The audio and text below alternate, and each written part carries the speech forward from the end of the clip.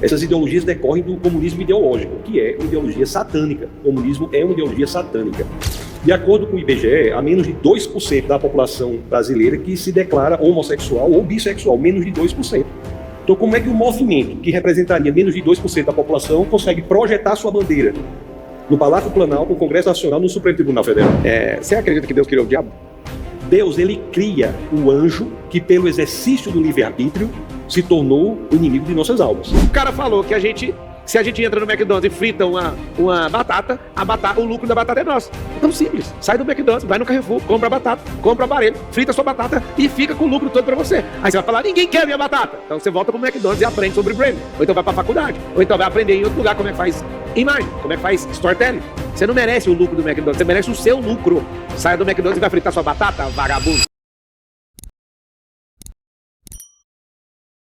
E a partir daí vem nesse exercício aí, de fazer isso. E não só do ponto de vista da apologética científica, mas também cultural, contra as ideologias de índole satânica, como é o feminismo, o antinatalismo, o antipatriarcalismo, o LGBTismo, até mesmo o veganismo.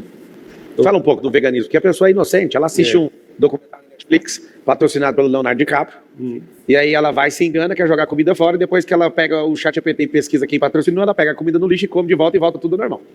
Eu assisti um filme, inclusive já estive na casa do Leonardo DiCaprio, eu sei do que é a cultura desses caras.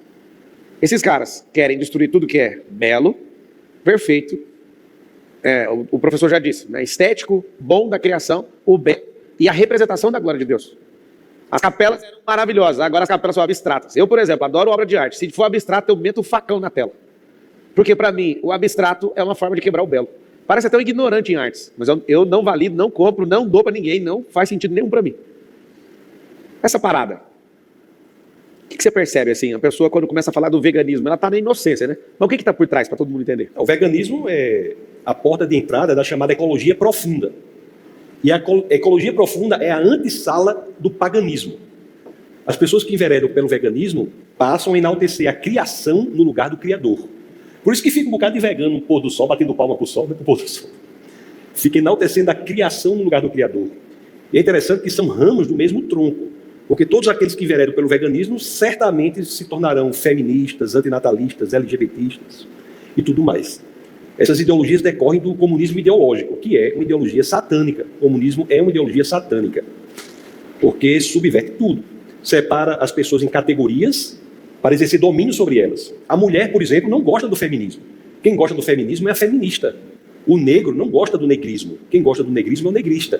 O índio não gosta do indigenismo. Quem gosta do indigenismo é o indigenista. O homossexual não gosta do LGBTismo. Quem gosta do LGBTismo é o LGBTista. São movimentos políticos para controlar as pessoas, determinando como elas devem falar, pensar e agir. Se lembra do hoje já falecido, então deputado federal, o senhor Clodovil Hernandes, notadamente homossexual, mas que tinha opinião própria, era fortemente atacado pelo movimento LGBTista. De acordo com o IBGE, há menos de 2% da população brasileira que se declara homossexual ou bissexual, menos de 2%. Então, como é que o movimento, que representaria menos de 2% da população, consegue projetar sua bandeira no Palácio Planalto, no Congresso Nacional, no Supremo Tribunal Federal? É um movimento político claramente patrocinado por heterossexuais. Não tem nada a ver com o homossexual. É um movimento financiados com ONGs internacionais, com fundos internacionais, para mexer na cultura de um país. Isso. Que fique claro que você é respeitado pela posição, pela opinião, e você tem que lembrar que todo tipo de ideologia de gênero é só uma ideologia da sua cabeça. Tem 8 bilhões de ideologias, são 8 bilhões de cabeças. O mundo real é só um. A gente vai continuar prosperando para fazer dinheiro, para pagar processo, mas a gente nunca vai deixar de falar a realidade. Eu fui na faculdade de Direito, não quero respeitar seu direito. Mas lembra de uma coisa, fui na faculdade não, voltei com o diploma. Pode falar algo. Nós não acreditamos na ideologia da cabeça de ninguém. Nós acreditamos porque a realidade é a própria natureza. Se você olhar para a natureza, vai ficar em paz. E eu quero te perguntar algo. Como é que você suporta estar numa faculdade federal, em artes?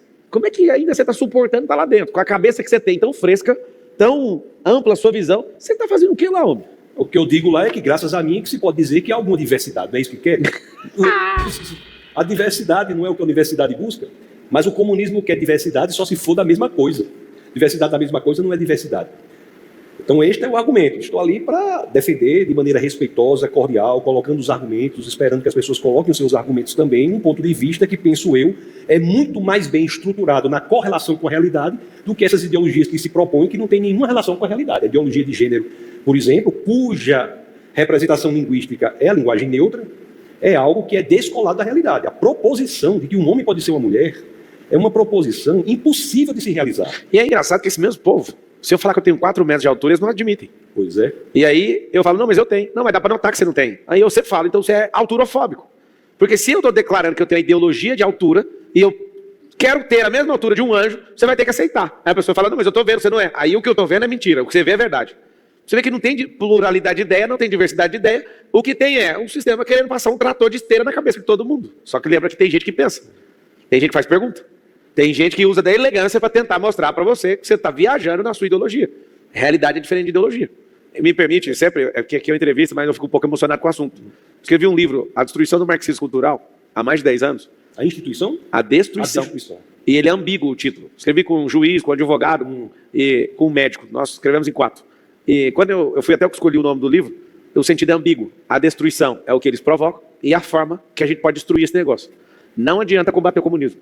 É igual tacar água em Guni. Sabe os Goonies do filme? Para você entender o que eles estão fazendo, eles estão há mais de 100 anos destruindo a nossa cultura. Quando eu falo a cultura é judaico-cristã. É a nossa. O que eles fazem? Eles não querem respeitar o que você é. Você pega o cara que é o berço desse movimento, o cara teve instrução judaica, mas se levantou contra o pai. Nem dá conta de escrever o Manifesto Comunista, ele deu conta. Quem escreveu foi Engels. E o cara me solta lá dentro que a primeira relação de proletariado é de quem? Do homem com a mulher com o homem no casamento. O cara quer destruir família, não honra pai e mãe, é um gigolô, não dá conta de assinar a própria obra. Assinar ele deu conta, mas não dá conta de bancar. Não prestou como pai. Pensa num cara que não trabalhou. Esse é o cara que faz a gente perder os nossos jovens nas faculdades. Pensa num imbecil sendo idolatrado. Pensa num cara que não honrou pai e mãe, não trabalha, gigolô, não respeita ninguém. Um cara desse. O cara falou que se a gente entra no McDonald's e frita uma batata, o lucro da batata é nosso. É tão simples. Sai do McDonald's, vai no Carrefour, compra a batata, compra o aparelho, frita a sua batata e fica com o lucro todo para você. Aí você vai falar, ninguém quer minha batata. Então você volta para o McDonald's e aprende sobre branding. Ou então vai para a faculdade. Ou então vai aprender em outro lugar como é que faz imagem, como é que faz storytelling. Você não merece o lucro do McDonald's, você merece o seu lucro. Saia do McDonald's e vai fritar sua batata, vagabundo. Desculpa, eu precisava fazer isso. Não, eu me sinto representado por essas palavras. Agora veja bem, o comunismo hoje está aprendendo que as leis do mercado são indomáveis. São quase tão indomáveis quanto as leis da gravidade. O parceiro comercial número 1 do Brasil é a China. Sim. Você vai para a Ásia, o hub da Ásia é Dubai, volta para o Brasil, e muita gente que vai para a China vai fazer a conexão de Dubai para o Brasil. Você pode perguntar para as pessoas lá, o que você foi fazer na China? A resposta majoritária é o quê? Negócios. Então, no momento em que o comunismo tenta dominar as leis do mercado, que são indomáveis, a consequência é nefasta, o país quebra. Pega a Venezuela. Eu tive em Brasília, numa reunião com a ex-embaixadora da Venezuela no Brasil, no governo Bolsonaro. Eu a trouxe aqui para São Paulo para fazer uma entrevista com ela, e ela dizendo como a Venezuela era rica, e todos nós sabemos disso, em razão do petróleo. Então, nós temos hoje da Venezuela mais refugiados, mais de 6 milhões de refugiados da Venezuela, que é um país que não está em guerra, do que países como Síria e Ucrânia somados. Então, é um regime que é um horror. Quando você tenta dominar a economia, quebra o país. Aí faz um comunismo mais desenvolvido, como Rússia e China, deixa o mercado, aí tenta dominar as pessoas pelo aspecto ideológico, foi o que você falou. Então a distinção não é mais patrão-empregado, burguesia-proletariado, que é uma linguagem econômica. A distinção agora é no âmbito ideológico, o homem contra a mulher, negro contra branco, nordestino contra sudestino, índio contra não índio e assim sucessivamente, para exercer domínio sobre eles. E as pessoas, de fato, no Brasil, estão em grande parte sucumbindo a essa garra perversa do comunismo que tenta capturar essas pessoas para dizer como elas devem falar, pensar e agir. Eu nunca fiz isso na entrevista, vou fazer agora. Eu quero agradecer a Deus, por conta da internet, por um homem tão esclarecido, tão amável, tão humilde, tão inteligente e sábio, estar ganhando voz nessa nação. Senhor, levante mais pessoas com o posicionamento desse homem aqui. Como eu me alegro de fazer uma entrevista dessa. Só o senhor sabe. Que a sua voz chegue em todos os celulares. Que sua voz amance corações, porque a palavra fala que a resposta branda acalma o coração. E que aqueles que não conseguem ouvir verdades sem açúcar, que eles possam ouvir essa brandura do seu coração e que muitos entrem nessa guerra. Essa guerra cultural é uma guerra de estabelecimento do reino. E só o senhor sabe a alegria de entrevistar esse homem que eu estou aqui agora. Porque há mais de 15 anos eu me sinto uma pessoa falando igual um idiota sozinho, mas existe um povo se levantando. E eu acredito que o que está acontecendo aqui agora vai fazer seu nome ser soprado para mais direções. E pessoas que tinham medo de falar vão falar. E pessoas que não eram elegantes vão ficar elegantes. E quem é arrogante vai ficar humilde. E quem não estuda vai começar a estudar. Em todos os casos, nós iremos estabelecer o reino aqui na terra, através de pessoas como esse homem aqui na minha frente. Obrigado, Deus, pelo dia de hoje. Amém? Professor Marçal, eu já lhe digo o seguinte: Deus é aquele a quem nós devemos nos dirigir para tudo. E Ele nos proporcionou também as maiores resistências contra essas ideologias de índole satânica, que são as duas instituições mais caras para o cristianismo, que são a família e a igreja.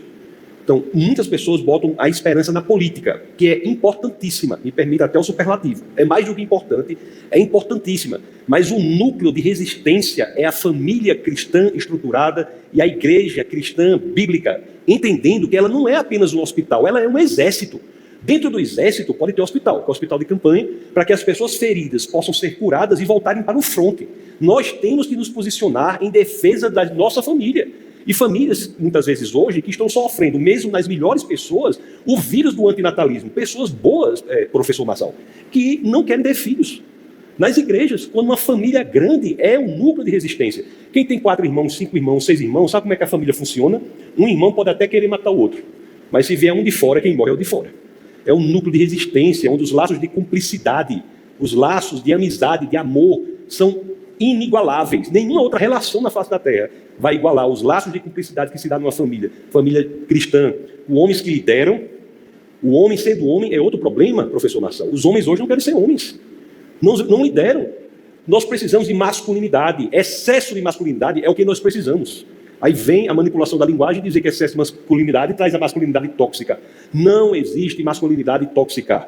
Excesso de masculinidade, excesso de liderança, proteção, provisão. Isso é que é ser o homem. O homem de Efésios 5:25, que lidera e é capaz de morrer por sua família. Os homens hoje não estão assim.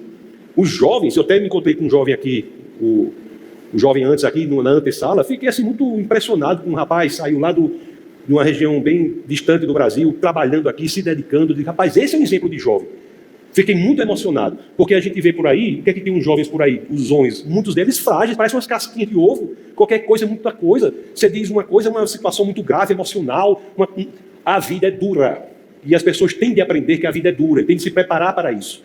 Precisamos de homens assim, mulheres que sejam a fortaleza do lar, mulheres que entendam que é graças a ela que a edificação do lar se dá de maneira mais perfeita, jovens e filhos obedientes.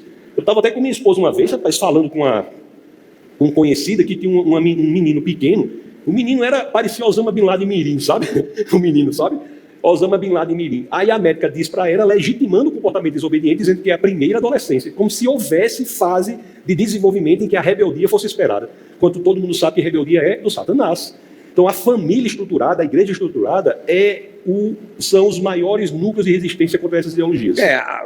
Descobrir um pouco de neurociência, descobrir um pouco o funcionamento neurológico, você vai descobrir que essa fase que a gente chama de adolescência é uma fase de paciência, onde você tem que entender que a amígdala do seu filho ele vai dobrar pelo menos, vai ser uma dobra de tamanho.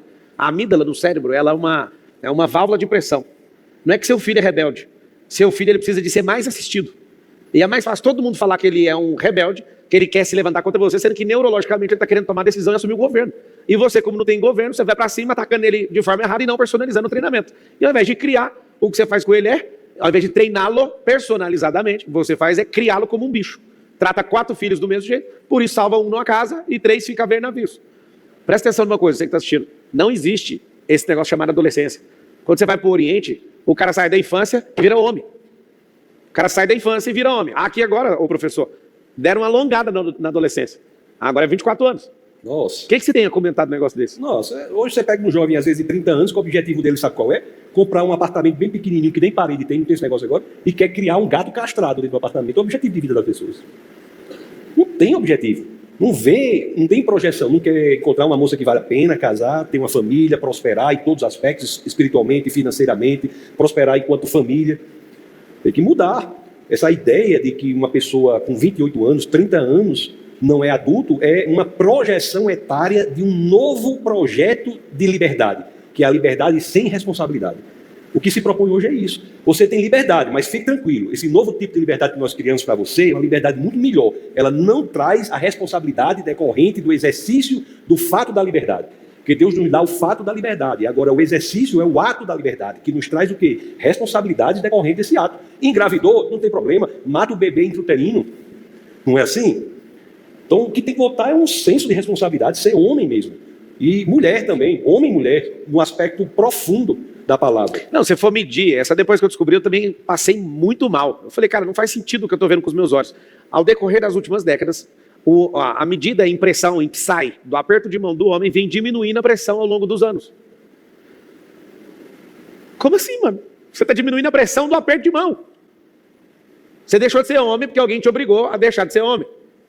Por exemplo, vocês que não dormem, homens, sua testosterona é baixa. Eu estava com a testosterona de 200, professor. Fui cuidar do sono, do alimento, do exercício. 800, natural, sem fazer nada a não ser o básico, que é dormir. Beber água, exercício e comida. Aí por que a testosterona do cara está baixa? Ele diminui a pressão como homem, a pujança como homem. A mulher olha para ele, para que eu sirvo? Para que esse cara serve? Ele deixa de ser o cara da provisão, ele deixa de ser o comedor de quina de parede, ele deixa de atender sexualmente, porque um cara com baixa testosterona ele tem preguiça até de transar.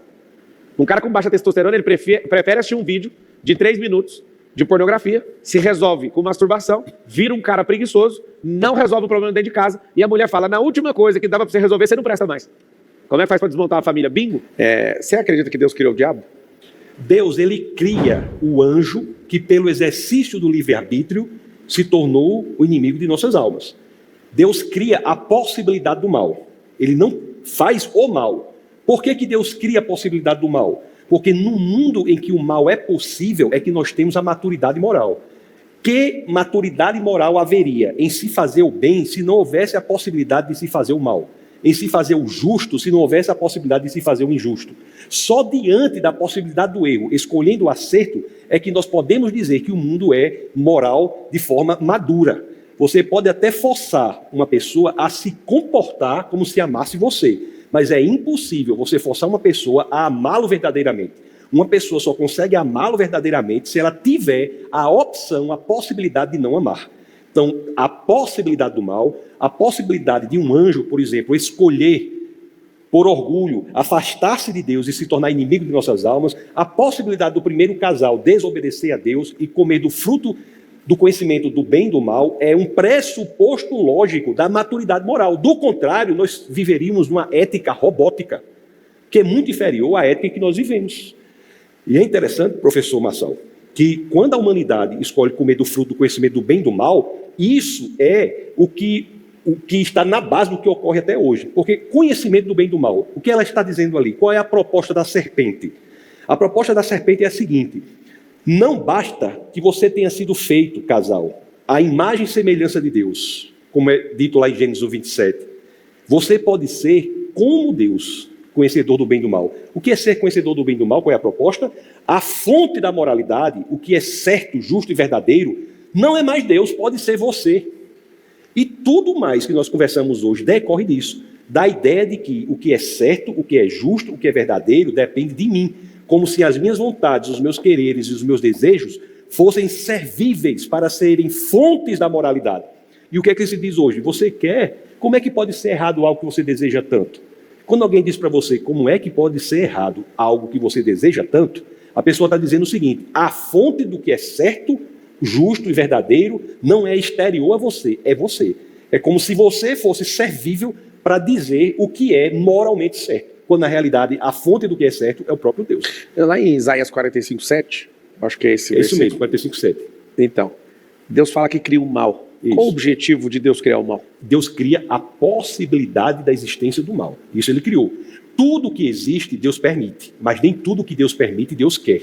E a pergunta é: por que existem coisas que acontecem que Deus permite e não quer? Porque ele respeita o nosso livre-arbítrio. O livre-arbítrio, inclusive para fazer o contrário do que é bom, pressupõe a existência da possibilidade do mal, que foi o que Deus criou em Isaías 45:7. Se ele não tivesse criado a possibilidade do desvio, do erro, do injusto, do mal, nós seríamos robôs. Robôs. E, portanto, viveríamos num mundo eticamente inferior ao nosso. Por pior que seja esse mundo não foi o mundo que Deus quis que fosse, mas o mundo que Deus permitiu. Porque esse mundo que Deus permitiu é o mundo em que há o erro e o acerto, o injusto e o justo, o certo e o errado. E, portanto, é um mundo em que, diante da possibilidade de fazer tudo errado, nós temos a possibilidade de fazer o certo. E por isso que de nós pode ser dito que nós somos seres criados moralmente maduros. Professor, sua vida ia sair muito mais barata se você fosse ateu. Você não ia ter trabalho para explicar tanto. Não é isso? Não é isso, né? Cadê o... Agora me fala. Quem que você ouviu? O que você leu? Qual a experiência metafísica? Para quem não entende das físicas, né? Física, a metafísica e a astrofísica. Física dos céus, que a gente fica avaliando nebulosas e a velocidade da luz, e criação de estrela, e criação de buraco negro, astrofísica. Metafísica, a física da alma, partícula subatômica. Física. Física que a gente acha que conhece, porque a gente nem conhece a natureza ainda, a gente conhece algumas leis da natureza. Mas o que foi? O que foi a pessoa, o gatilho, a experiência que falou, não, cara, eu tenho que largar isso aqui? A minha conversão... mas o gatilho, a parada que você falou, cara, aqui é o fim da linha. Existem dois momentos. O primeiro é do convencimento. O convencimento se deu, minha esposa Camila se converteu antes de mim e começamos a frequentar uma igreja muito séria. Eu frequentava, mas eu não era convertido. Eu não tinha raiva de crente. Aí vai uma distinção importante também. Há o ateísmo intelectual, que era o meu caso. Você era agnóstico. Eu tinha a convicção de que Deus não existia, porque o materialismo, para mim, era a visão que mais bem explicava o mundo. Eu estava errado. Mas eu não tinha raiva de quem cria em Deus. Não tinha raiva. Tanto que eu frequentava a igreja e ficava até satisfeito com o padrão ético de conduta das pessoas. As pessoas eram amáveis, corretas. Eu adorava mesmo, achava muito bom, mas não era convertido. Agora, existe também o tipo de ateu, devo dizer, que não era meu caso, que é o ateu não por questões intelectuais, mas por questões morais. Qual é o ateu por questão moral? É aquele que, mesmo que ele se convença da viabilidade intelectual do cristianismo, ele opta pelo ateísmo, não porque ele acha que o ateísmo é verdadeiro, mas porque ele busca uma visão de mundo que dê respaldo aos desmandos que ele quer levar na vida. Então, no ateísmo, como disse Nietzsche, se Deus está morto, não é? O que acontece? Não é verdade? Deus, disse Dostoiévski nos Irmãos Karamazov. Então, tudo está permitido. Então, é o tipo de visão de mundo que você pode fazer qualquer coisa sem ter a quem prestar contas. Mas esse não era meu caso. Eu era ateu por questões intelectuais. Eu achava que o cristianismo era verdade. Então, frequentava a igreja até que chegou às minhas mãos um livro, e aí a importância do livro. Não sei que o senhor é escritor, não é? 82 livros. 82 livros. É um super escritor, né? 82 livros. E chegou às minhas mãos esse livro chamado Cristianismo Puro e Simples. Em inglês é Mere Christianity, cristianismo mero, que em português é traduzido Cristianismo Puro e Simples. Aquele livro foi muito impactante. De quem? Qual autor? C.S. Lewis, que é o autor das Crônicas de Nárnia. Sim. Então, aquele livro foi muito importante para mim. Por quê? Porque ele era ateu também. Ele era ateu. Ateu por questões morais. Interessante. Ele era ateu. A mãe dele morreu e tal, né? Aí aquele livro abriu um universo de literatura cristã que eu não conhecia. Porque o livro enfrenta as questões mais difíceis, não se afasta delas, enfrenta com uma delicadeza argumentativa que me impressionou. Então, a partir dali, eu tive acesso a vários autores. Eu conheci esses autores. Norman Geisler, Frank Turek, Bill Craig, Ravi Zacharias e tantos outros. Eu fiquei impressionado. Eu era convencido. Até que minha esposa engravida da nossa segundo filho. Primeiro Orlando e engravida do segundo filho, que é Lissa. Lissa, com 9 dias, morreu. No falecimento da minha filha, aí foi o elemento que eu tive que trazer à existência, o elemento intelectual que eu já tinha. Eu era convencido, mas não convertido. Foi no falecimento da minha filha que eu entendi, de fato, que a vida é insustentável sem Deus. A vida é insustentável sem Deus. Ali eu pensei, ou eu volto a um ateísmo irresponsável e militante que não levará a lugar nenhum, ou eu, de fato, trago à existência real. A diferença de filosofia e existencialismo é isso. Eu trago da filosofia para o existencialismo, trago das concatenações intelectuais para a vida real, existencial, essencial, aquilo que eu já sabia. E foi ali, naquele momento, especificamente, que eu tive a convicção, que eu podia dizer, como Paulo disse na carta aos Filipenses, capítulo 1, verso 21, viver é Cristo, morrer é lucro. A minha conversão se deu naquele momento de falecimento da minha filha. Eu estou esperando a ressurreição, ela faleceu. Faleceu.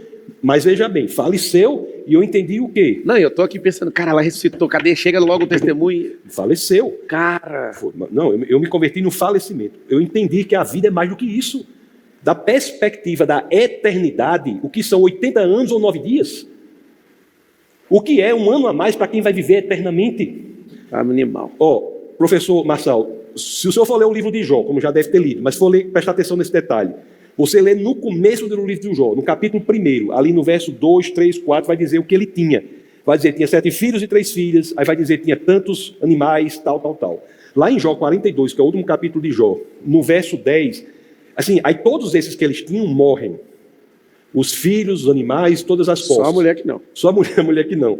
Lá em Jó 42, 10, Deus dobra tudo. Então, se ele tinha 500 ovelhas, ele passa a ter 1000 ovelhas. Se ele tinha 500 juntas de boi, passa a ter 1000 juntas de boi. Ele não tinha 7 filhos e 3 filhas. Depois vão lá consultar no livro de vocês, que ele, dobrando o número de filhos que morreu, dá a ele, sabe quantos filhos e filhas? Não dá 14 filhos e 6 filhas, não. Dá mais 7 filhos e 3 filhas. Por quê? Porque, diferentemente dos animais que morreram e desapareceram, os filhos que morreram estão nos braços do Senhor. Para duplicar, ele tem que dar o mesmo número, porque se desse 2 vezes mais, teria triplicado. Então, os filhos que morrem, as crianças que são abortadas, com abortos espontâneos ou quaisquer outros, não desaparecem, estão nos braços do Senhor. Uma das maiores sabedorias da nossa existência, professor Marçal, é trazer para a nossa vida a perspectiva da eternidade. Tudo o que nós fazemos aqui tem efeitos que ecoam pela eternidade. Isso muda tudo. Muda tudo. Triste é o que acha que a vida se resume a isso. Essa vida aqui é um quebra-cabeça com as peças todas misturadas. Quando nós entendemos que Deus nos dá a eternidade, nós podemos ainda viver nas peças misturadas, mas é nos dado a tampa do quebra-cabeça com a figura completa. Nós vemos que tudo tem um sentido maior, tudo tem um propósito maior. Foi na morte da minha filha que eu, de fato, entreguei minha vida ao Senhor. E depois nós tivemos outra filha também. Eu queria ter várias, né? Mas minha mulher não pôde ter mais. Minha ideia era comprar uma Kombi, encher de menino, né? Mas minha esposa não pôde ter mais. Mas, graças a Deus, nós temos 2 filhos conosco e uma que está com o Senhor. Glória a Deus. Glória a Deus, porque o normal seria num ambiente desse, você perder toda a pouca fé que você tinha. E ali, você vê o Senhor, isso foi uma das coisas mais impressionantes que eu já ouvi.